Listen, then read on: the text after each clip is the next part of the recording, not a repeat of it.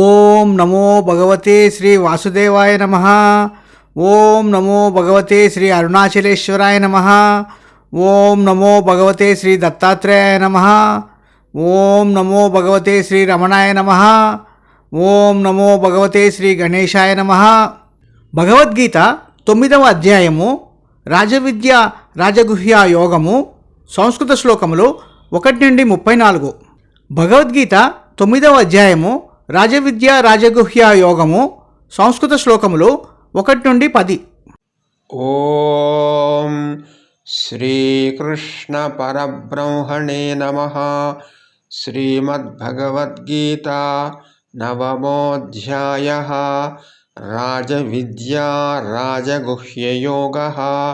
శ్రీభగవానువాచ ఇదం తు తే గుహ్యతమం ప్రవక్ష్యామ్యనసూయవే. జ్ఞానం విజ్ఞానసహితం యజ్ఞాత్వా మోక్ష్యసే అశుభాత్. రాజవిద్యా రాజగుహ్యం పవిత్రమిదముత్తమం. ప్రత్యక్షావగమం ధర్మ్యం సుసుఖం కర్తుమవ్యయం. అశ్రద్ధదానాః పురుషాः ధర్మస్యాస్య పరంతప. అప్రాప్య మాం నివర్తంతే మృత్యు సంసారవర్త్మని. మయా తతమిదం సర్వం జగదవ్యక్తమూర్తినా. మత్స్థాని సర్వభూతాని న చాహం తేష్వస్థితః. న చ మత్స్థాని భూతాని పశ్య మే యోగమైశ్వరం. భూతభృన్న చ భూతస్థో మమాత్మా భూతభావనః. యథాకాశస్థితో నిత్యం వాయుః సర్వత్ర గో మహాన్.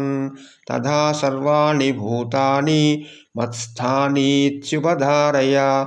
సర్వభూతాని కౌంతేయ ప్రకృతిం యాంతి మామికాం. కల్పక్షయే పునస్తాని కల్పాదౌ విసృజామ్యహం. ప్రకృతిం స్వామవష్టభ్య విసృజామి పునః పునః. భూతగ్రామమిమం కృత్స్నం అవశం ప్రకృతేర్వశాత్. న చ మాం తాని కర్మాణి నిబధ్నంతి ధనంజయ. ఉదాసీనవదాసీనం అసక్తం తేషు కర్మసు. మయాధ్యక్షేణ ప్రకృతిః సూయతే సచరాచరం. హేతునానేన కౌంతేయ జగద్ది పరివర్తతే. భగవద్గీత 9వ అధ్యాయము రాజవిద్య రాజగుహ్య యోగము. సంస్కృత శ్లోకములు 1 నుండి 10 సమాప్తము. భగవద్గీత 9వ అధ్యాయము రాజవిద్య రాజగుహ్య యోగము. సంస్కృత శ్లోకములు 1 నుండి 34. భగవద్గీత 9వ అధ్యాయము రాజవిద్య రాజగుహ్య యోగము. సంస్కృత శ్లోకములు 1 నుండి 10 తెలుగు అర్థములు.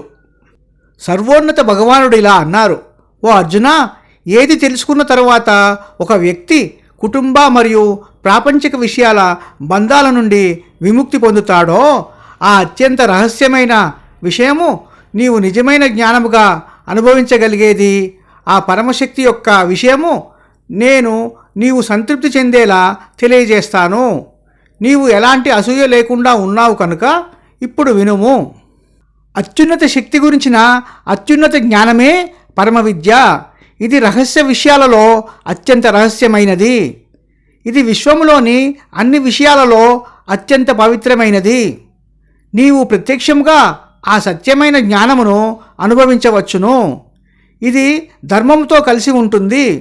ఇది ఆచరణలో పెట్టడము చాలా సులభము మరియు ఇది నాశనము చేయలేనిదిగా మిగిలి ఉండును.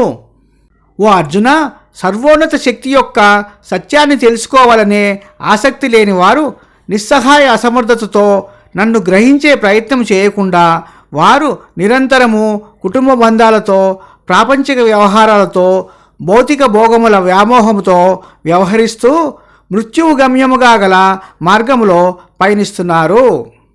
విశ్వం అంతా నా నిరాకార అదృశ్య సర్వవ్యాప్తి చెందిన సర్వోన్నత శక్తితో వ్యాపించి ఉంది. సమస్త కోట్లాది జీవులు నాపై ఆధారపడి జీవిస్తున్నాయి, కానీ నేను వాటిపై ఆధారపడను. సమస్త ప్రాణమున్న జీవులు నాలో లేవు. ఆ ఐక్యం అవ్వవలసిన దైవిక స్వభావము కలిగిన ఆ శక్తిని చూడుము. నేను సమస్త జీవరాశుల సృష్టి స్వరూపుడును. వాటన్నిటినీ నేను భరిస్తున్నాను, కానీ నేను జీవరాశులన్నిటిపై ఆధారపడను.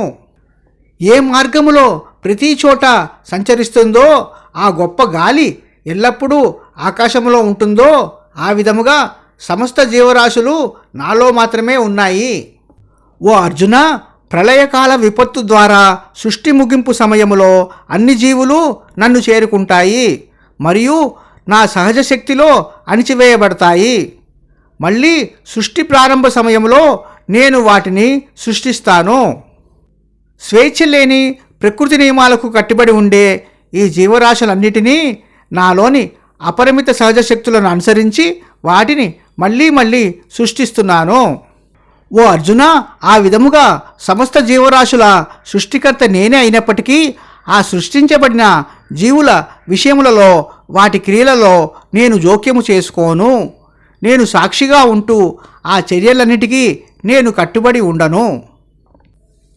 ఓ అర్జున, నేను అధ్యక్షుడిగా కొనసాగుతున్నందున ఈ ప్రకృతిలో ఉన్న విశ్వములోని సమస్త జీవము ఉన్నవి, జీవము లేని విషయములు నాచే సృష్టించబడుతున్నాయి.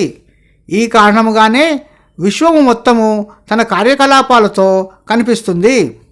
భగవద్గీత 9వ అధ్యాయము రాజవిద్యా రాజగుహ్య యోగము సంస్కృత శ్లోకములు 1 నుండి 10, తెలుగు అర్థములు సమాప్తము. ఓం నమో నారాయణాయ నమః.